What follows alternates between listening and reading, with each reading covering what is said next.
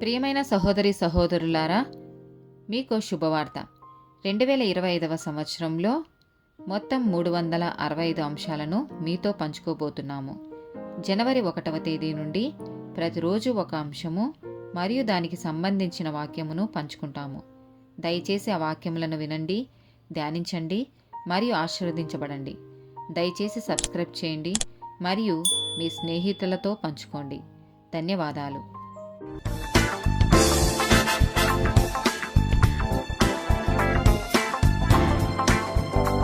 19th day topic అహంకారం, arrogance. ద్వితీయోపదేశకాండము 8వ అధ్యాయము 14వ వచనం.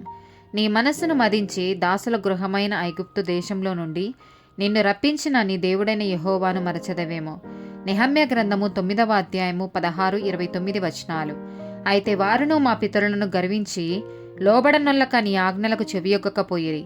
నీ ఆజ్ఞలను విధులను ఒకడు ఆచరించిన ఎడల వాటి వలన వాడు బ్రతుకును గదా. వారు మరలా నీ ధర్మశాస్త్రం అనుసరించి నడుచుకొనున్నట్లు నీవు వాని మీద సాక్ష్యం పలికినను వారు గర్వించి నీ ఆజ్ఞలకు లోబడక నీ విధుల విషయంలో పాపులై నిన్ను తిరస్కరించి తమ మనసును కఠినపరుచుకొని నీ మాట వినకపోయిరి. మొదటి సమూయేలు గ్రంథము 2వ అధ్యాయము 3వ వచనం. యెహోవా అనంత జ్ఞానియగు దేవుడు, ఆయనే క్రియలను పరీక్షించువాడు.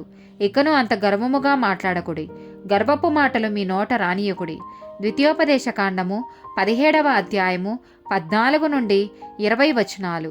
నీ దేవుడైన యెహోవా నీకిచ్చుచున్న దేశమున నీవు ప్రవేశించి దాని స్వాధీనపరుచుకొని అందులో నివసించి నా చుట్టూనున్న సమస్త జనముల వలె నా మీద రాజుగా నియమించుకొందుననుకొనిన ఎడల నీ దేవుడైన యెహోవా ఏర్పరచు వానిని అవశ్యముగా నీ మీద రాజుగా నియమించుకొనవలెను.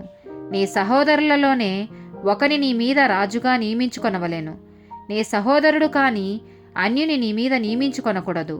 అతడు గుర్రములను విస్తారముగా సంపాదించుకొనవలదు. తాను గుర్రములను హెచ్చుగా సంపాదించుకొనుటకుగాను జనులను ఐగుప్తునకు తిరిగి వెళ్ళనీయకూడదు. ఏలయనగా యెహోవా ఇక మీదట మీరు ఈ త్రోవను వెళ్ళకూడదని మీతో చెప్పెను. తన హృదయము తొలగిపోకుండానట్లు అతడు అనేక స్త్రీలను వివాహం చేసుకొనకూడదు. వెండి బంగారమును అతడు తన కొరకు బహుగా విస్తరింప చేసుకొనకూడదు.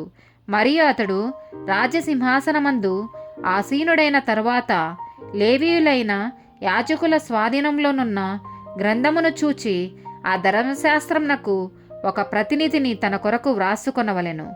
అది అతని యొద్ద ఉండవలెను. తన రాజ్యమందు తానును తన కుమారులను ఇశ్రాయేలు మధ్యను దీర్ఘాయుష్మంతులు అగుటకు తాను తన సహోదరుల మీద గర్వించి ఈ ధర్మమును విడిచిపెట్టి కుడికి గాని ఎడమకు గాని తాను తొలగకయుండునట్లు తన దేవుడైన యెహోవాకు భయపడి ఈ ధర్మశాస్త్ర వాక్యములన్నిటినీ ఈ కట్టడలను అనుసరించి నడవ నేర్చుకొనుటకు అతడు తాను బ్రతుకు దినములన్నిటను ఆ గ్రంథమును చదువుచుండవలెను. 2వ దినవృత్తాంతముల గ్రంథము 26వ అధ్యాయము 16వ వచనం. అయితే అతడు స్థిరపడిన తర్వాత అతడు మనసున గర్వించి చెడిపోయెను. అతడు ధూపపీఠము మీద ధూపము వెయ్యుటకై యెహోవా మందిరంలో ప్రవేశించి తన దేవుడైన యెహోవా మీద ద్రోహము చేయగా. 2వ దినవృత్తాంతముల గ్రంథము 32వ అధ్యాయము 25వ వచనం. అయితే హిజ్కియా మనసున గర్వించి తనకు చేయబడిన మేలుకు తగినట్లు ప్రవర్తింపనందున అతని మీదికి యూదా యెరూషలేముల వారి మీదికిని కోపము రాగా.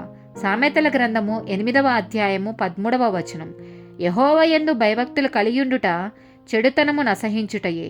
గర్వము, అహంకారము, దుర్మార్గత, కుటిలమైన మాటలు నాకు అసహ్యములు. యెషయా గ్రంథము 13వ అధ్యాయము 11వ వచనం. లోకుల చెడుతనమును బట్టియు దుష్టుల దోషమును బట్టియు నేను వానిని శిక్షింపబోచున్నాను.